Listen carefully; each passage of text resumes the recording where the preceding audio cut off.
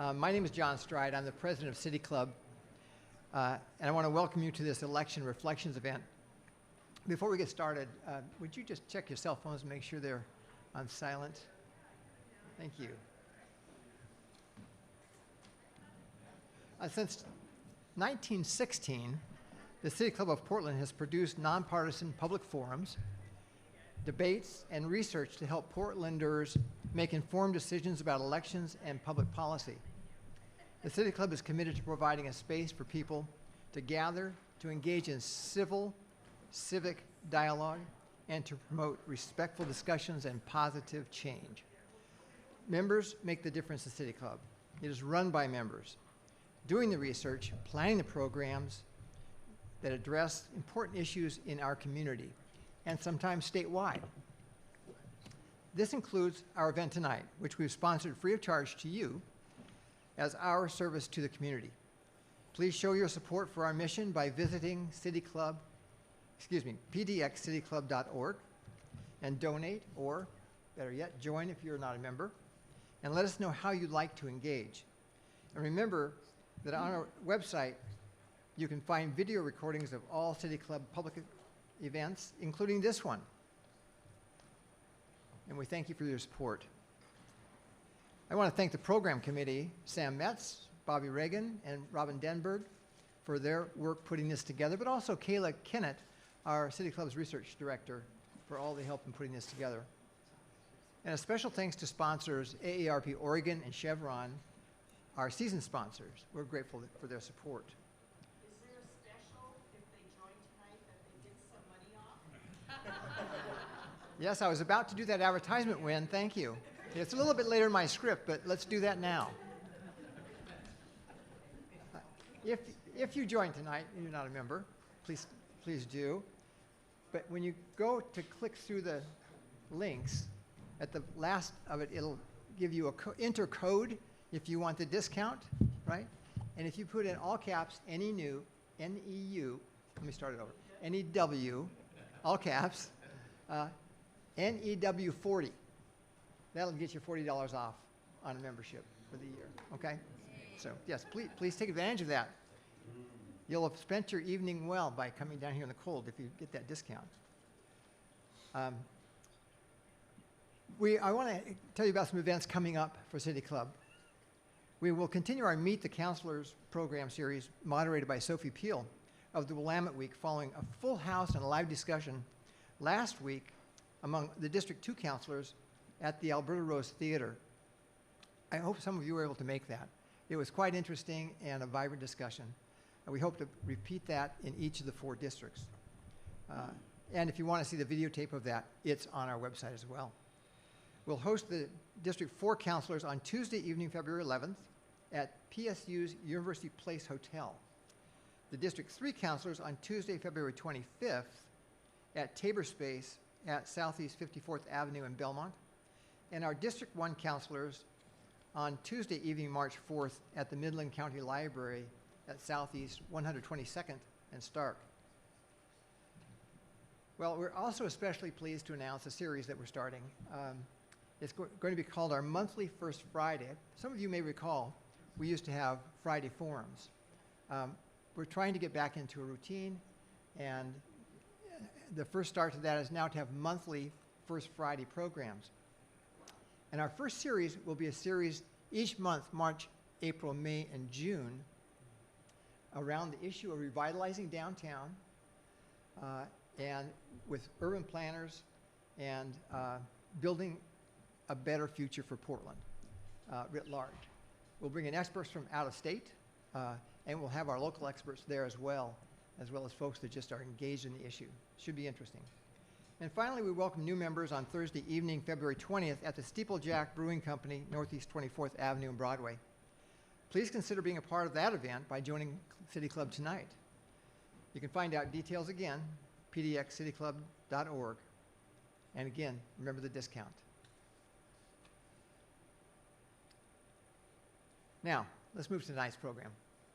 We Portlanders appreciate that the rest of the nation regards us as, well, weird. In last November's election, most cities of our size and racial demographics voted more Republican than in the past. Yet Portland voted more Democratic than before. So do Portlanders march to a different drummer, or are we just less or maybe more informed? Tonight, we've got Shane Kavanaugh of the Oregonian will be our moderator. Shane covers Portland City Hall for the Oregonian and Oregon Live, and previously wrote about crime and criminal justice issues. His political and investigative reporting has won numerous national, state, and regional awards, and we have invited 4 noted political consultants to discuss his questions tonight. And am I right, Sam, they may have time for audience questions at the end? So look for one of us holding up a mic, and you can come join us and ask your questions. So let me first introduce Charlie Conrad. Charlie, who you are? Thank you. Charlie is a former state representative for District 12 in Eastern Lane County, initially as a Republican, and then with the Independent Party. He is co-founder of Common Ground, an organization dedicated to promoting voter engagement, candidates who represent all constituents, and good governance. Next, we have Annie Ellison. Annie is the former executive director of Emerge Oregon and trains Democratic women to enter politics. She served as communications director for Mayor Ted Wheeler and has worked nationally with Texas State Senator Wendy Davis and Michigan Governor Gretchen Whitmer. Finally, we have Kari Chisholm. He is a co-founder and partner at Swift Public Affairs and previously president of Mandate Media, both political consulting firms based in Portland. He has been a senior advisor to both of Oregon's U.S. senators and is on the faculty of the University of Chicago's Harris School of Public Policy. So Shane, I'm going to turn it over to you. And Bryan. Bryan Iverson. Oh my goodness. The random guy. I apologize. Well, I want you to know that you were actually first on my list. Always forget the Republican. He's got me. Bryan Iverson. Sorry, Bryan. My apologies. Is the owner and chief strategist of Iverson Media in Prineville. He's worked on legislative, gubernatorial, congressional, and presidential campaigns. Welcome, all of you, and thanks for attending.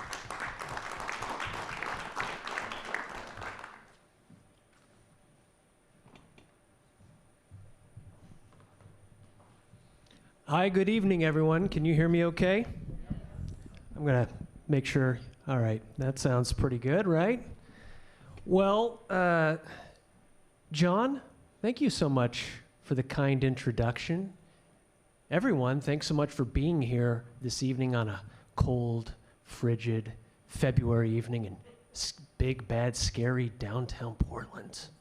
And I also just wanted to say thank you so much to the City Club of Portland for hosting this, what I think is going to be an excellent panel and discussion this evening.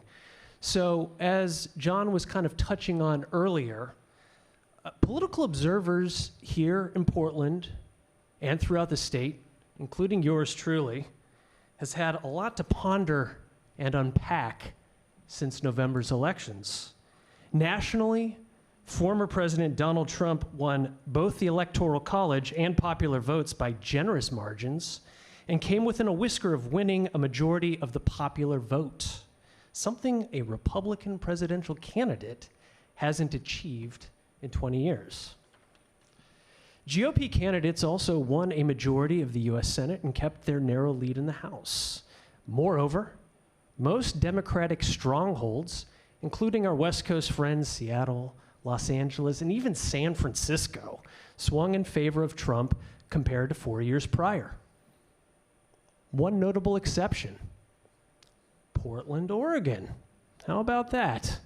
So what's keeping Portland weird this time around? I'd like to pose that question and a few others that have been on the minds of many election watchers to our distinguished panel of panelists here and political consultants.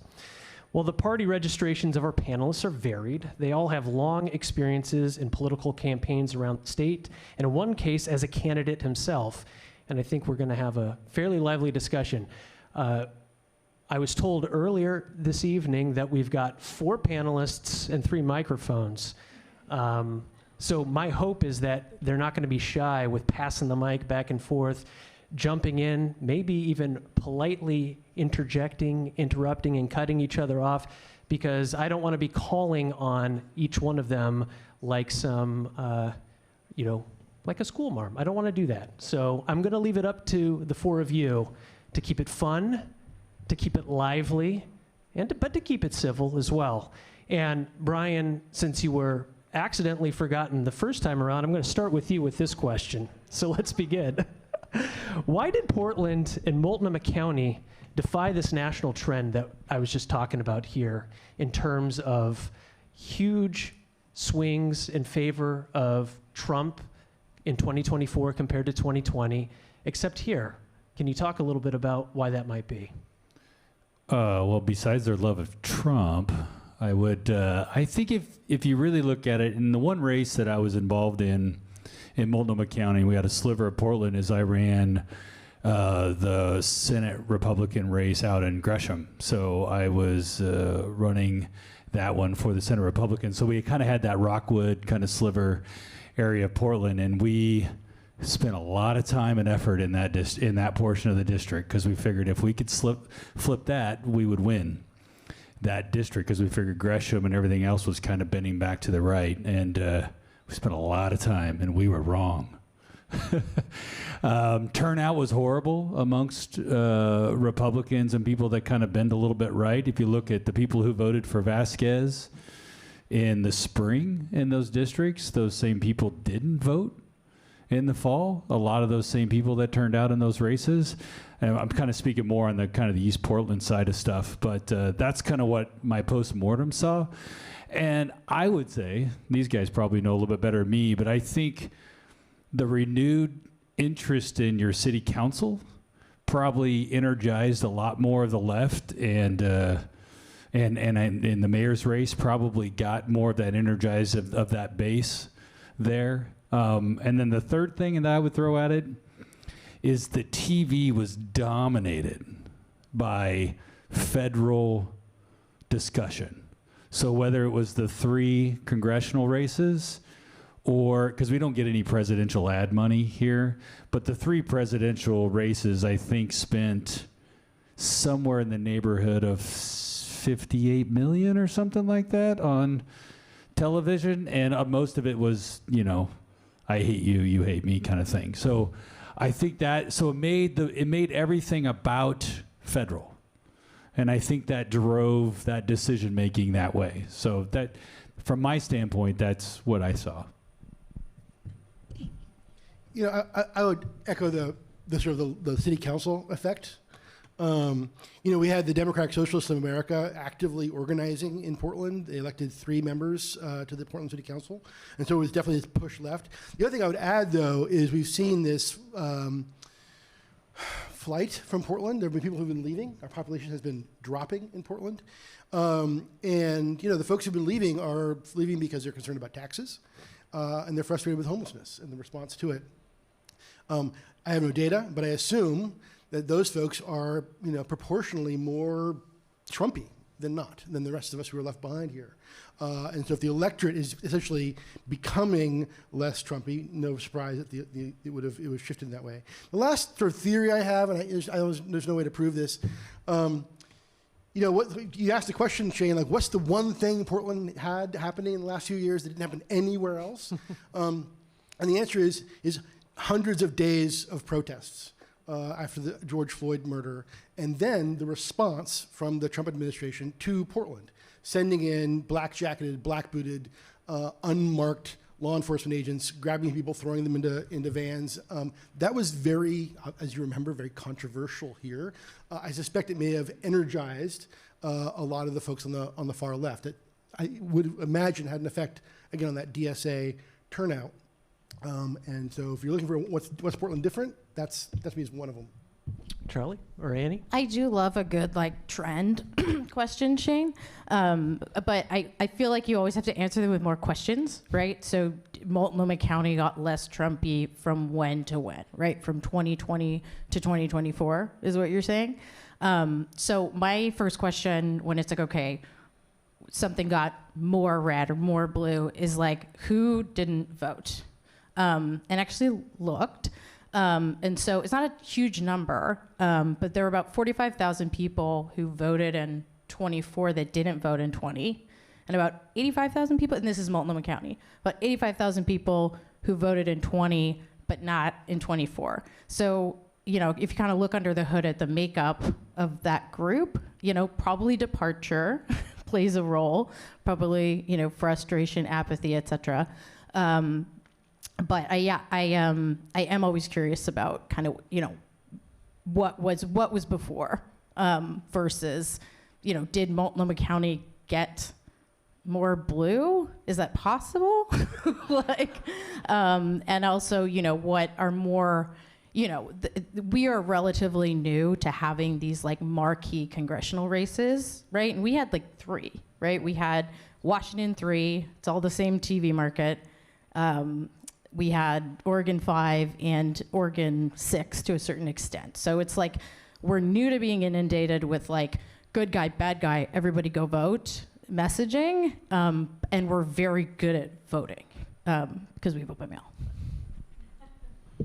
Yeah, I don't really disagree with anybody in looking at it from a little bit higher perspective to the original question, because you did bring up some of the larger cities in other states. One of the things that differentiates Oregon from California and Washington is we have closed primaries. We don't have open primaries. And so if you had an open primary ballot, you might get some different choices on that ballot, and gives you an opportunity to move. Instead of getting the most Democrat against the most Republican, the Republican's gonna lose. You don't get different flavors, you don't get different options and opportunities. So that's one of the things that strikes me. And in line with that, Trump didn't care.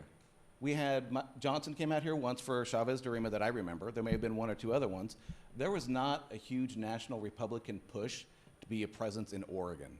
You know, my sense, you know, in just outside of Eugene, they didn't care. They didn't care about Oregon. Oregon was going to be blue. Electoral votes were going to go blue. Why even put anything in there? And if it hadn't been for Bynum and DeReamer, we probably wouldn't have even had Johnson out here. So to me, all those things come to what is the voter reaction going to be if there's nothing to counter the Democrat socialists, if there's nothing to counter some of the other media issues, and to get those voters out there and get them energized. There was just not much there. So people were just kind of left making their own decisions and taking their own actions. Well, I know, Kari, you mentioned in your analysis the potential that a lot of folks here in Portland got energized or even radicalized from the events that occurred in 2020, at least with people aligned on the left. But I think a lot of us here in Portland also saw that over the last few years, it appeared that Portland's electorate was moving fast toward the political center as concerns over crime and public drug use and other livability issues reached a fevered pitch. As recently as last spring, and I think Bryan touched on this a little bit here, longtime prosecutor Nathan Vasquez unseated incumbent Multnomah County District Attorney Mike Schmidt with a tough on crime pledge. Yet most of the city and county candidates who embraced more law and order centric platforms during November's election ended up losing to their more progressive rivals. And I'd be curious to hear people's takes on this and whether or not that was surprising. Annie, why don't you start?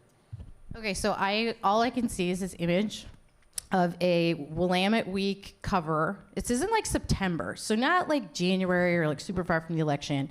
And it's like Renee Gonzalez bobblehead and Carmen Rubio bobblehead, and they're in these bumper cars, and it's like Carmen Rubio and Renee Gonzalez are headed for a matchup, right? Obviously, neither of them won the match.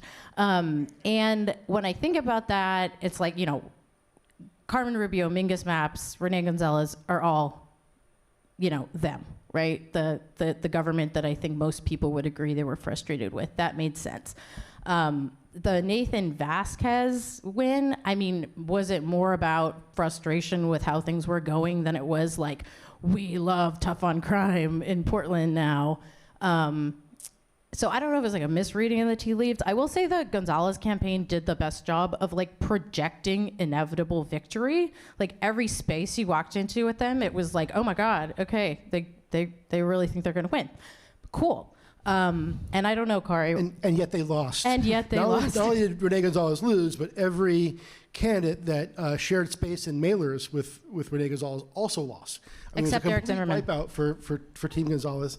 I think part of it may be, Shane, to answer your question, that if voters were frustrated about crime, they kind of lanced the boil in May. They solved the problem. Like, okay, we've done that. They kicked out the DA, my good pal Mike. It's also possible that there's a lot of frustrations going on, and crime is just one of them. But when you're talking about the district attorney race, that's the only one you care about. The DA doesn't have anything to do with, TriMet or housing costs or the state of the economy. It's a one-issue race. It's always a one-issue race. And so that frustration on crime came out there. And then I would point to Charlie's note from earlier, which is we have partisan primaries. And so that DA race has a completely different electorate than the general election electorate. There wasn't also a lot on that primary. There was no city council race in the primary. There was no mayor's race. There's no gubernatorial primary. I mean, there's basically nothing happening on that May primary ballot. And so it was all about, if you're angry about the DA, that's what happened there. And I will say, like, the good people of Reddit, they had this one from, like, June. Like, I don't know if we have Redditors in the house, but, like, I'm fairly addicted to our Portland. And there was just, like, this very consistent, anyone with the mark of Renee, do not vote for them. And in a lot of ways, like, a lot of candidates went down around them. So I think you're touching on something that I've been playing around with. Is I think in Portland area, Republican and Democrat has become cultural versus issue-based. And I think if you look at Measure 118, it failed miserably in Multnomah County, right? And you would say, oh, well, the DSA, the socialists want to give free money away to everybody, right? But it failed miserably. Vasquez wins because it was very issue-based. And I think when you remove Republican, Democrat, I think people vote more on what is that issue, how does that issue affect me? And once you throw an R in front of my name, I'm poison. And I think we saw when Vasquez, even at the end, really, I mean, he barely won. I mean, he compared to his polling, right? So I think what we saw with Gonzalez is all of a sudden people started labeling, if I was running against Gonzalez, I'd have called him a Republican. And I think in some circles he was called that because culturally speaking in this town, that is poison. yeah, and I feel like Vasquez was carried mostly by East County, much of which is not in, like, Portland proper. And then the Republican Party of Oregon did this, like, wonderful thing where they just kind of decided to endorse city council candidates. Do you guys remember that? They just were like, here are our candidates. Like, so I don't know. I don't know if that hurt. No offense. Not part of it. I know this is a little local, Charlie, but anything that you might be able to add here? No, it is very local, and the themes I think are reminiscent. Part of, and I think we see this throughout the state, different parts of the state. It is the red, the blue is the blue, and we only have a couple districts, at least at the state level, that are really in contention. And fortunately, some of those down ballot races, exactly what Bryan mentioned, is that R and the D. It changes that dynamic because it puts somebody into a category, but simply being able to talk to somebody and understand the issues and look past that, I think makes a huge difference for some of these races, and it was enough to tip it in his favor that there wasn't that behind the scenes. And so, I mean, a lot of that it's true throughout the state. I would like to take just one more question to focus on an aspect of local Portland city elections, but really shifting the focus to East Portland, because I think this is sort of a more interesting topic of conversation. So with Portland City Council candidates needing only 25% of the vote to win a seat under the city's new form of government, and mind you, that's 25% after multiple rounds of ranked choice voting, counting, tallying, et cetera. I think many folks thought truly that Republicans had an opportunity this year to compete in East Portland. It's the city's most conservative-leaning district by a mile, and yet no credible GOP candidate even bothered to run. And I wanted to just ask if that was a real missed opportunity for the GOP. And also, as a follow-up question, does anybody here think that a Republican could represent East Portland on the Portland City Council at some point? I'll chime in because I think Brian's thinking, so give him a chance to ruminate. And I don't want to keep repeating it, but the Republicans have a branding issue, and part of that issue, and some of it is true on both sides of the political spectrum, there are filters, and on the Republican side, it is Oregon right to life is the filter. If you fail that filter, you will get primary, which is why I'm now an independent. On the Democrat side, you've got ACLU, you've got Democrat Socialists, they've got their own filters that they have to go through in order to be it, and that's why it's the most Democrat against the most Republican. It would be very difficult to get a pro-life Republican that could win in Portland. And that is going to, as long as they are the filter, it is going to be very difficult to find that ideal candidate that passes that filter, but then it has that broad popular support to pull the centrists in, to pull some of the left-leaning folks in to get enough votes to actually win. So the Republicans have a branding problem. And it's because of some of the filters that are out there in order to be able to be a candidate and be viable. Well, I disagree with a lot of what you said there, Representative, but we may have a slight branding problem in Oregon, but I don't think it's driven by Right to Life anymore. I think it's driven more by Trump. He's taken control of our party. Some good, some bad. I think the good is the labor side of it, the masses, the populist side of that, the economic populism and stuff is kind of moving. I think both parties are trying to figure out how to grab hold of that economic populism and make it part of their party again. I think Democrats are trying to figure that out, move away from the elitism and move towards the populism, which is where their base was. But in this district, I tried to find while I had found a Senate candidate over there, I said, hey, it'd be fun to find me a Republican and run them in city, hide them, run them for city council with ranked choice voting, and you might kind of sneak one in, right? That was our whole idea, because if you had one voice on the city council, even as one dissenting voice, at least be a voice, right? And so we thought it'd be fun, and I looked. I texted. We have like a mass texting machine. I'm sure you guys love texting during political campaigns. And now it's even easier with AI. We can like do it constantly. It's awesome.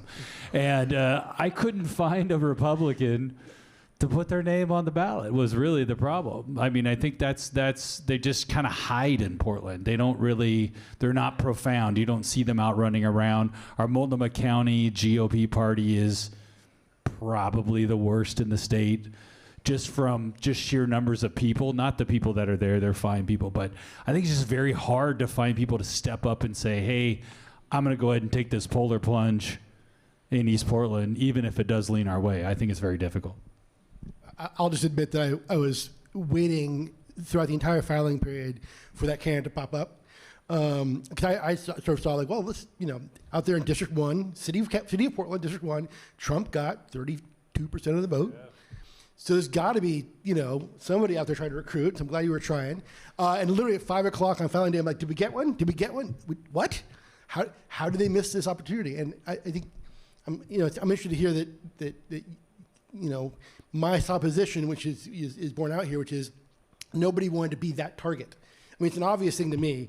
Somebody would run sort of the Fox News, Trump, Portland's a disaster kind of candidate for city council. But who actually wants to be that person, right? That's the challenge. Yeah, I think with that, so the last cycle I didn't do the recruiting for the caucuses. In 22, I did all of the recruiting for both the House and the Senate. And my wife's sitting here. I should give her a shout out. She was a House Republican leader at the time. And we, for the first time, we recruited 60 House Republicans in 60 seats, including downtown Portland. Now, they got murdered. And we told them they were going to get murdered, and I called them Spartans. And so we had a name for them. We called them Spartans. And the whole goal was like, you're going to charge the hill and you're going to die first. But we need to take that message, our message, to everywhere, right? And if we're not fighting in North Portland, we're not fighting in Southeast Portland, we just let those go without it, then we're kind of giving up the seats we really want to fight in, right? Clackamas County, Washington County, some of these other areas. And so we had that challenge, and we were able to do that effectively, and it worked because we picked up 3 seats in the House that cycle. We picked up a seat in the Senate, got out of the super minority, and then this last cycle, the leaders gave it back. But I think because they didn't have candidates everywhere, I think you can't, and even to Charlie's point, you can't message without having a messenger. And so you got to have somebody out there talking in East Portland, hey, have you thought about maybe going a different direction? Have you thought about, a few more cops on the street, a little less homeless people, get the drugs out of there, all that sort of stuff. But if you don't have anybody messaging that, we're never going to win.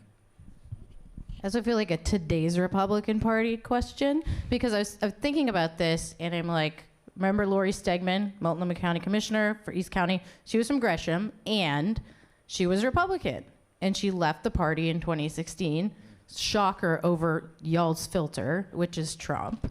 And so, well, okay. So to be a Republican in today's Republican Party, right? Like there isn't a Lori Stegman in that Republican Party in East Portland. Like she left the party, or she started getting Trumpy, right? Which I think is, I think a Republican who can vibe in today's Republican Party is very hard to elect in Portland. But I think the 10 years ago, the Liz Cheneys, the Jamie Herrera Butlers, the, LCD, all those characters that I think have either left the party or frankly been run out of it. I've been thinking about, I'm where's that Lori Stegman of today that would run in East County and be a Republican business owner, right? And I don't know if she's there. If you're out there, I guess call Bryan. We did have a pro-choice Republican, ran in 22 out of Troutdale and then went into Portland. And y'all just said he was pro-life, and you lied about him on TV ads and said he was pro-life. So even if you find a pro-choice, never lie not you on the all, TV. but that's kind of what we went out there and found, a pro-choice Republican, because we knew that part of the area, that's the one issue that just kills us, right? And East Portland is the pro-life, pro-choice. So we went and found a pro-choice person. He lost by 900 votes. We came close. He came closer than the guy this time that was pro-life. So there's probably, a couple thousand votes in there. But we still get labeled at that time with whether you're Republican or not, that you would vote pro-life, even if you're pro-choice. Well, even I feel like it's such a good example. So the Happy Valley district that now Congresswoman Janelle Bynum represented, you guys had a great recruit, at least on paper, in that district, right? She's LGBTQ, military veteran, and I recruiting and training women for a long time. I'm like, that's a good recruit. Kudos. Today's Republican Party, of course, there are selfies all over the internet of her and Stephen Bannon, right? Mail writes itself, right? So I wonder if it's that's a good recruit, and she's going to hang in today's Republican Party. It's going to be really hard to convince some suburban Portland voters that they can trust her. Oh, and pro-choice, she said. Yes. And to Bryan's point, really from the candidate side, when you're deciding whether you're going to run or not, some of it is how many doors are you going to go knock on, and what conversations are you going to have? So if you're not a Trumpy Republican and you're going to go to all the Trumpy houses, what conversations are you going to have, and what are those interactions going to be like? Because they can be stressful.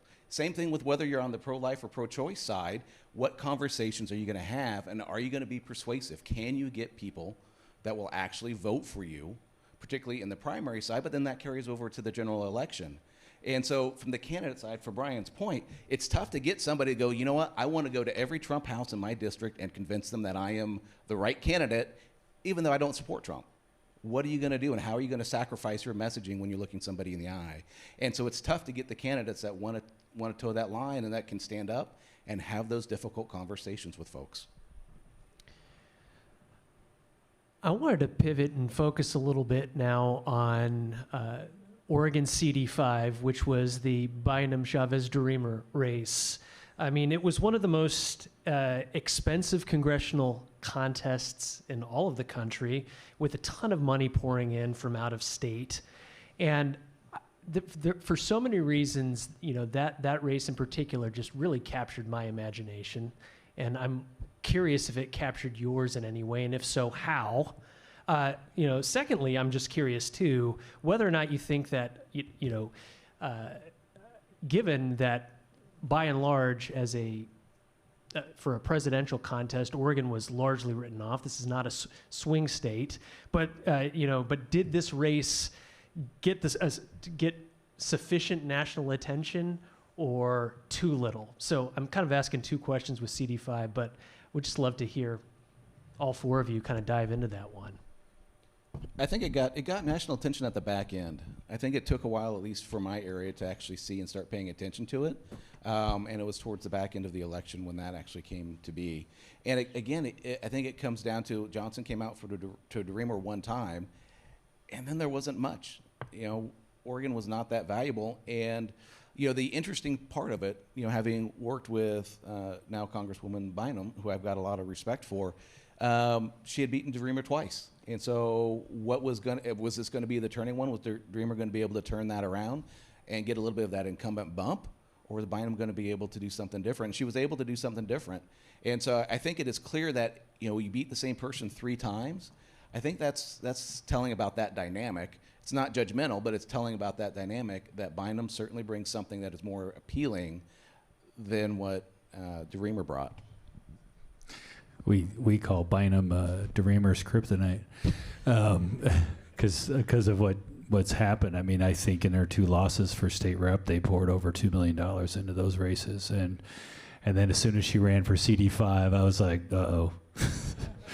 Because you're right, there's a certain dynamic there. I think there was other people out here. I know I was at a few fundraisers with other people, but they weren't public events, right? They were private, and that was just money. Bynum did outspend Lori Chavez Dreamer, and in congressional races, it's about 98% win rate for whoever spends more. And being an incumbent, to lose in the spending race is your chances of winning is already moving to 0. So, and if you can fail forward better than Lori Chavez Dreamer did, I don't know what's better to lose and get a cabinet position, because I'll lose a congressional race for a cabinet position anytime. Well, and to be fair, y'all kept the House, the United States House of Representatives, because you let candidates like Lori Chavez Dreamer, who were behind, get outspent. And you spent it elsewhere, and you have the House. Good job. I also wonder, the primary in this race was super unusual. It is very unusual for a national Democratic committee to get involved the way they did, especially when it's not supporting the prior candidate, right? So there was this very big, don't look over here energy, in the primary. But I would say to your question, when national political operatives are pronouncing Clackamas properly, and Washougal and Willamette, Deschutes. Yeah, I'm okay, you guys care.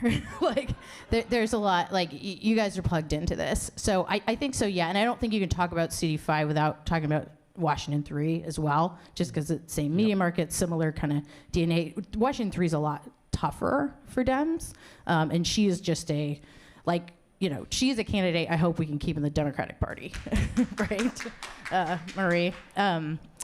So yeah, to your question, I think it got enough attention, and there was definitely an unusual national vibe in the primary. Yeah, it's kind of exciting. We didn't have competitive congressional races in the state for 2 decades. It might have been the 90s. If you remember, the 5th would flip back and forth, right? Until Darlene Hooley won it in 96, and again Hahn and Schrader, until now here in the 2020s. And as a guy who spent 20 years doing congressional politics all over the country, if you look at it now, the map for control of the United States House is basically Long Island, New York, sort of the broader South Florida area with a little bit going on in Orlando, Orange County, California, with occasionally Pasadena involved, and then the Portland media market, where you're talking about Oregon 5, Oregon 6, and Washington 3. That's basically the ball game. You got a few races here and there, Washington 9 and whatever else. But we're gonna be certainly having this effect here in the Portland media market for at least the rest of this decade. It is also true that Oregon 5, we knew when that map was drawn that would be a very tough swing seat. But over the course of the decade, as Bend grows dramatically and is growing dramatically with Democrats, it's going to shift to being a fairly safe-ish purple seat for the Democrats.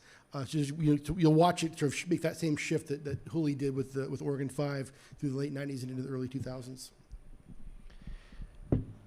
So now, just real quick on the redistricting, since you brought it up. We had the same thought process that the longer you go in redistricting, the more bluer the CDs get. I would say nationally, what you're going to find is less Republican money moving into CD5, CD6 in Oregon, and more into Southwest Washington, because that district voted for Trump. And a great candidate, I would give you that for sure. I think MGP's TV ads were far better than Joe Kent's, and she's far more personable on TV. And I hope she doesn't stay in the Democrat leadership. yeah, well, Speaking of failing up, Joe Kent now our new head Joe of Kent didn't get less counterterrorism. terrible from 22 to 24. Usually, like, they're a little less terrible, but That one I'm not on board with. So I could do without Joe Kent in our party. So I'm with you all on there. well, let's now talk about Will Lathrop. Republicans this year finally had a quality candidate for Attorney General.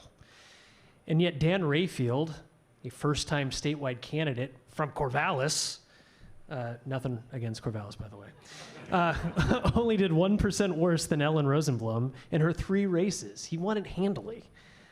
So that raises the question for me. I mean, can a Republican win statewide in Oregon these days?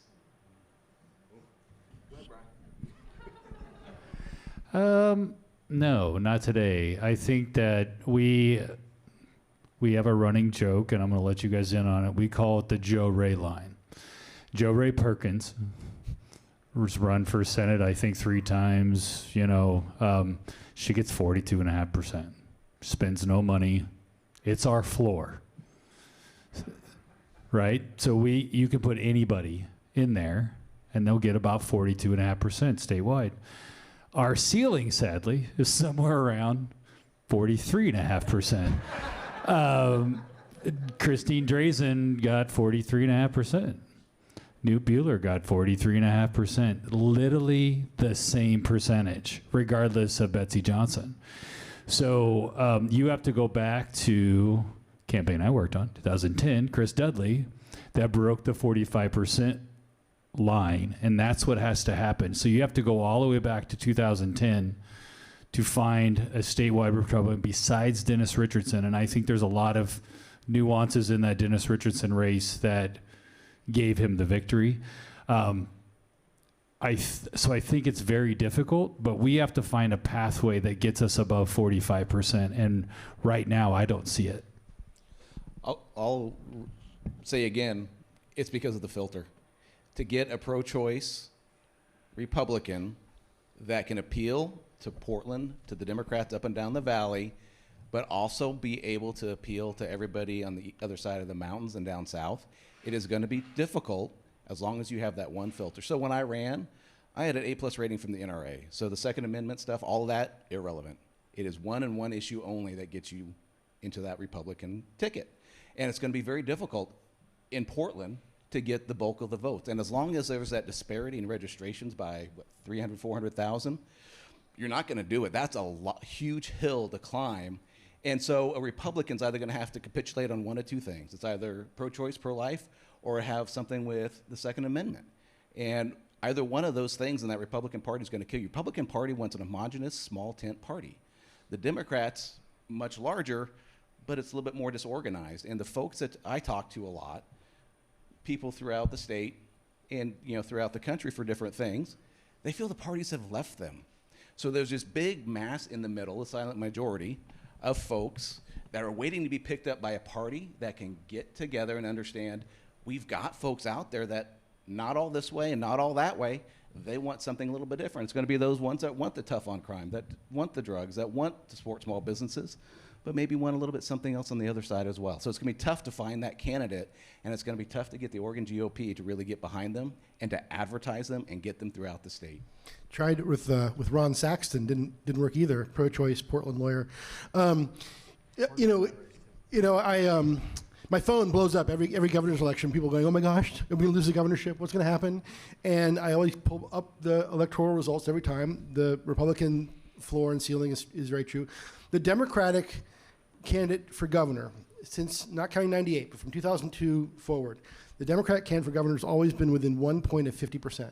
Like the low is like 49.2 and the high is like 50.8, except Tina Kotek, who through a race got all the way down to 47.5. We have in Oregon, and I think this kind of gets to your Will Lathrop question, Shane, to circle us back.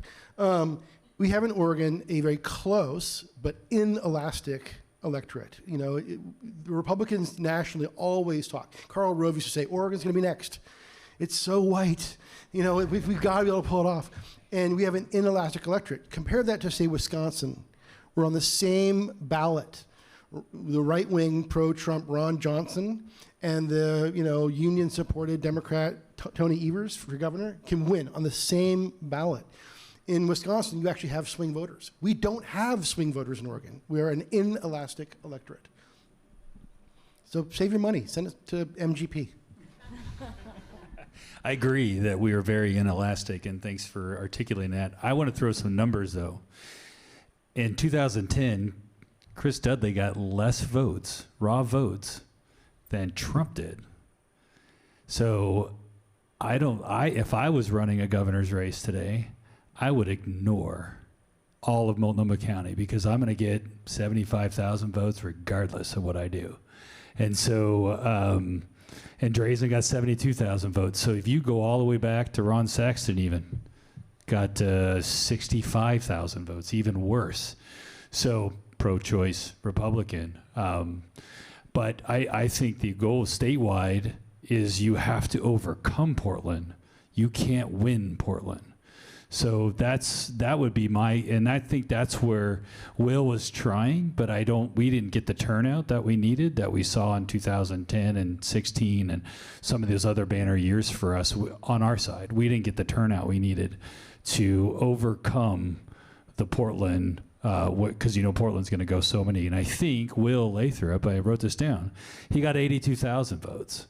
So compared to Trump that got in Multnomah County, compared to Trump that got 70,000. So all that work Will did netted him 12,000 more votes.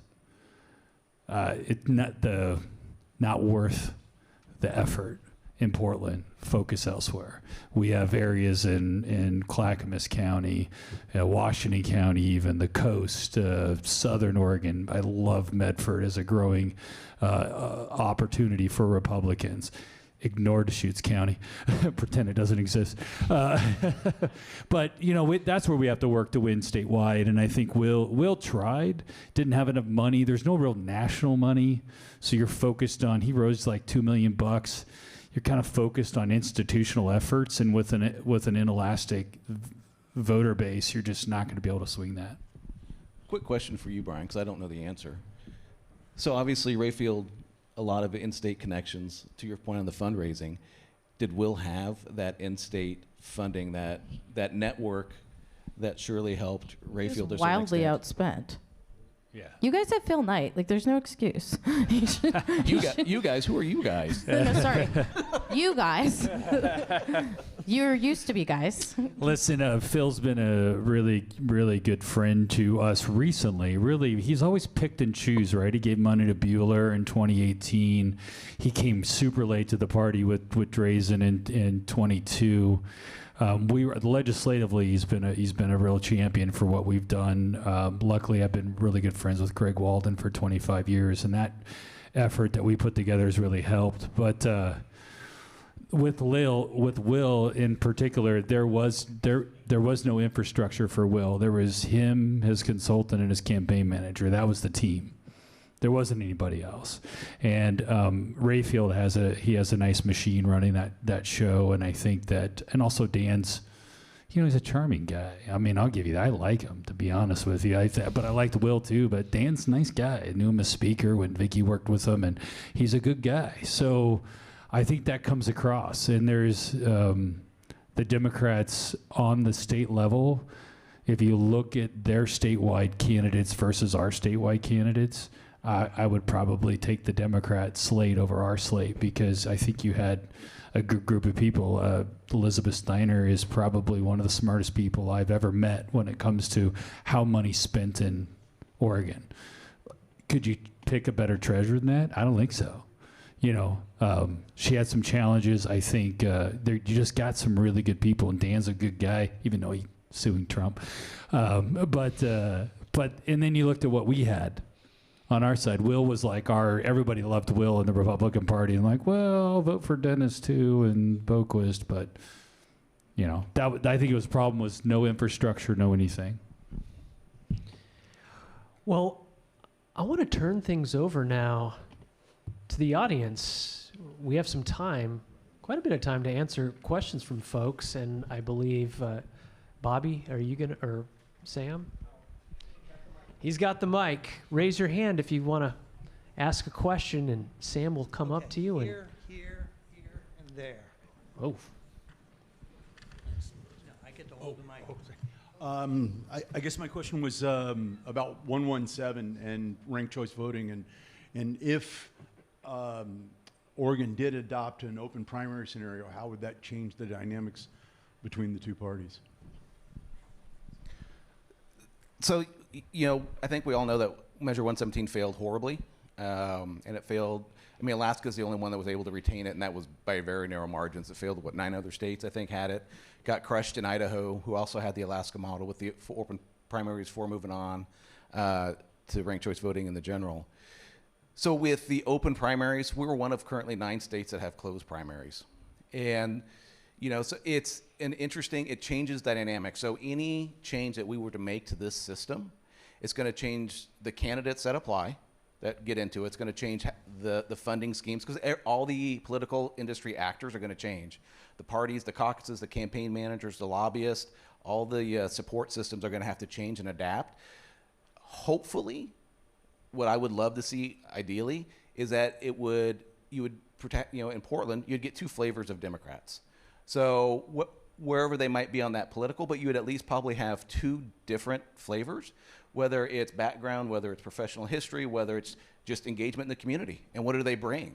So it would give you some choices, so you can moderate it a little bit. And same thing on the Republican Party for a lot of those very red districts, maybe a little bit different flavor, and that over time, over multiple cycles, we could start influencing it to get to all of Bryan's point, so that you can get those viable candidates. You can start getting those people that can carry the message out there, and that we can have that public discourse that would be necessary, because you're not getting the 2 extremes. You're getting folks that are a little bit more in the middle. And again, that silent majority of folks hopefully could find somebody that resonates with them, and that we can re-engage them and get them involved in that public conversation. Yeah, you have to separate the open primary question from the ranked choice voting question, right? It's not quite as much of a panacea as we might like. I mean, Washington and California have open primaries, and their legislatures are just as ideologically divided as ours is. Worked on a lot of races up in Washington and in California, actually, and the institutional power of the brand of the party, the labor unions on the left, it still drives the outcomes.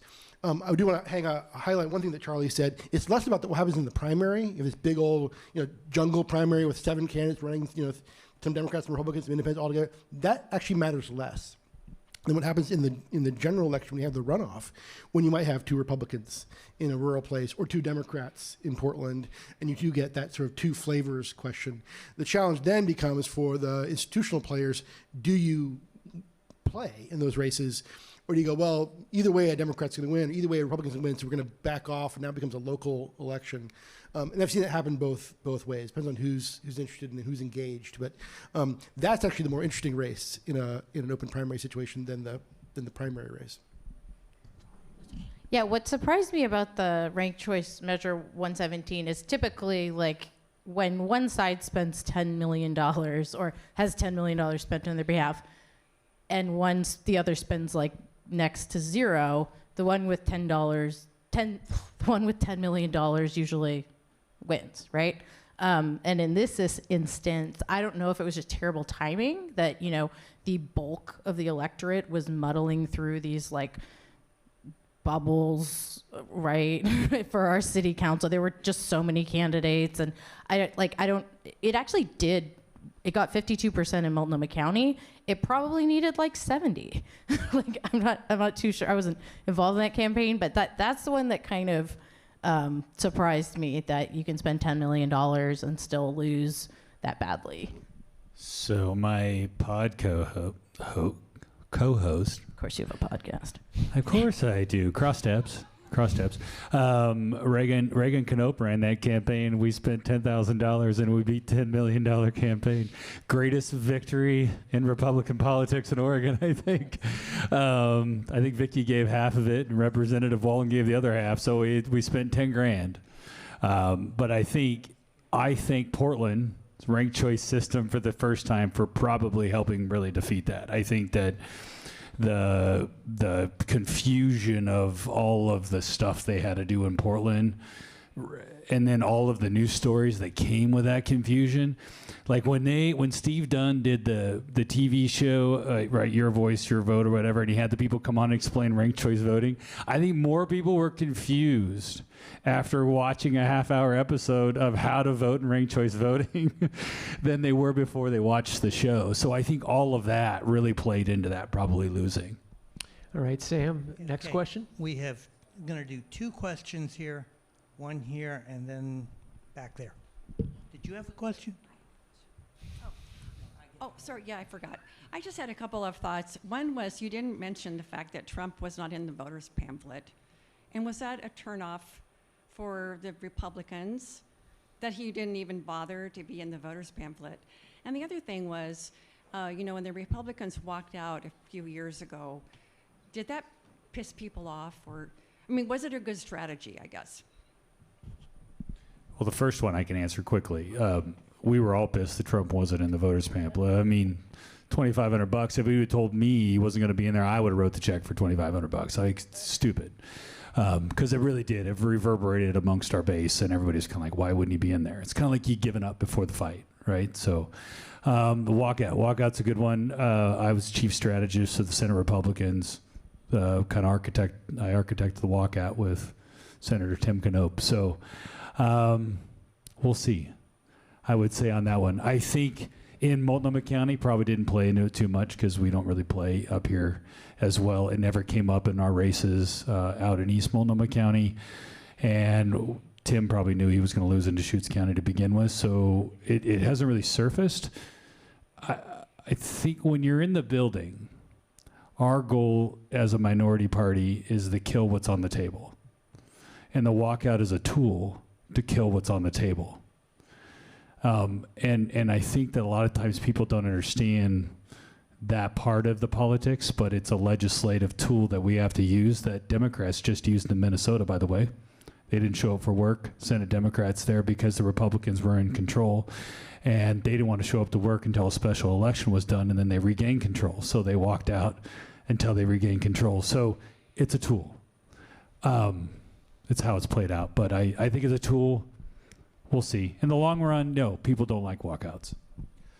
From all the doors and everything that I've knocked on, people I talked to, nobody ever said thanks you senators for walking out.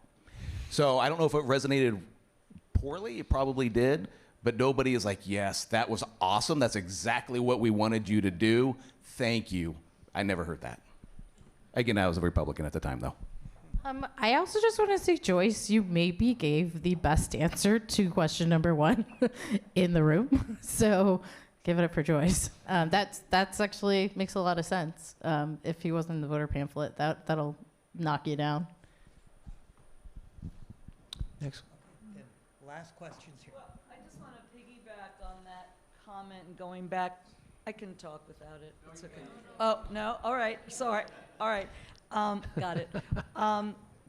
So going back to the first question, there was a movie done, I think by Portland filmmakers called Tipping Point about the George Floyd riots during the summer. And I watched that, and in watching it, it occurred to me once the big trucks with the big Trump flags came rolling down the main streets of downtown Portland. It was. You should make this a question. I'm getting there. It occurred to me that this was a rehearsal for January 6th. And I don't know that anyone has made that connection. I did in seeing the images. My question is, I don't know if this city has ever recovered from that. You pointed out that we were the only city that went through that. Question, please. Okay, then I guess maybe I don't have a question. I'm just commenting that I don't know what's, if anything is being done to address that.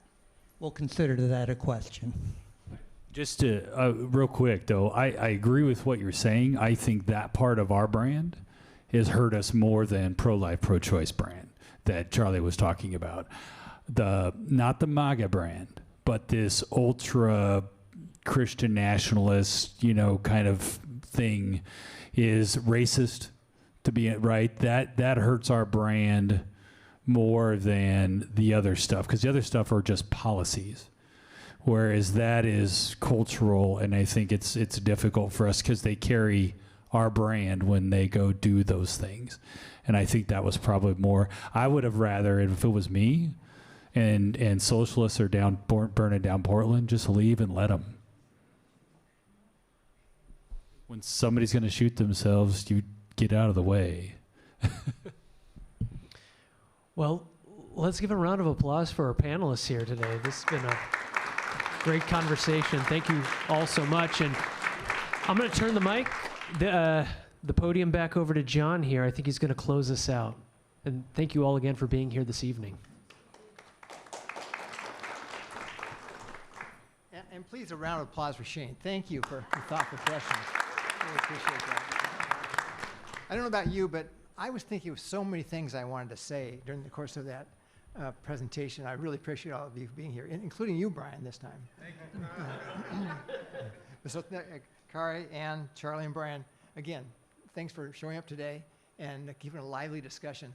The one thing I will say about City Club and the topic is the notion of this ranked choice voting for city councilors was complex and almost unknowable, but City Club put on a program that trained citizens to come in and walk through the whole thing. It was very effective. That's one of the things we've done, and we're proud of that event. So again, thank you all tonight. One more thing. Sorry. I just want to remind you, a week from tonight, Tuesday, at the University Place, the District 4 Councilors Forum will be held there, I think at 6 o'clock. And the last event was terrific. I expect that one to be too. So please join us.